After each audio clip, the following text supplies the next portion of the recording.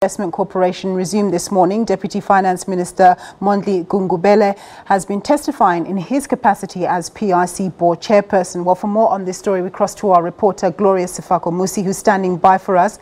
Glorious, what did the Deputy Finance Minister have to say? Good afternoon, Nompu. The Deputy Finance Minister took the stand earlier this morning. He started by describing how, when he was appointed to the PIC board, when he joined the board, because as the Deputy Finance Minister, automatically he's the chair of the PIC.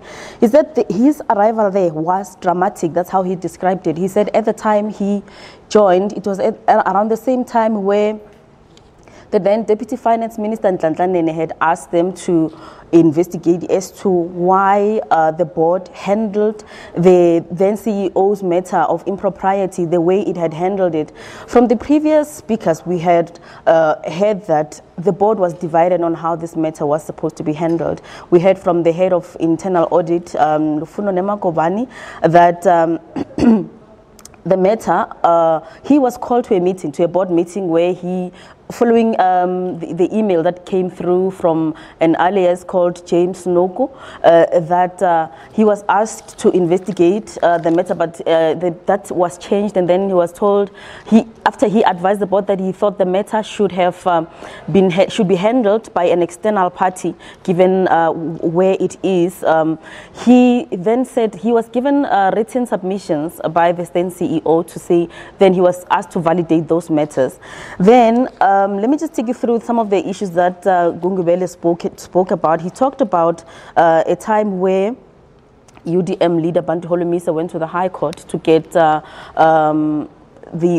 force the PIC to suspend then CEO Dan Majila, and then he said at that time there was a division within the board. The board has decided they are going to oppose that matter, but he decided as a respondent that he was for that matter to be investigated. He didn't share the same view as the board.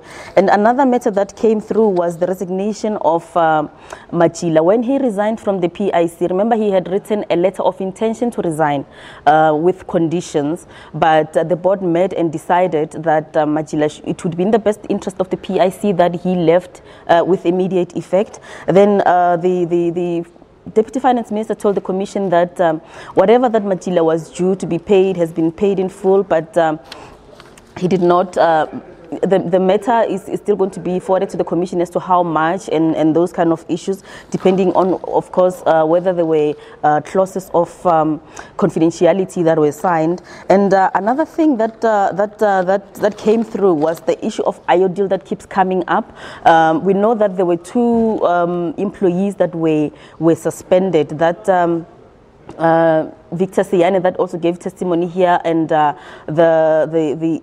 what's his name, Madavo, Fidelis Madavo, the head of listed investments. We know that he spoke about that. We know that they were suspended following an interim report by the internal audit. The Deputy Finance Minister said that the reason that why they were suspended was that they were not helping the matter.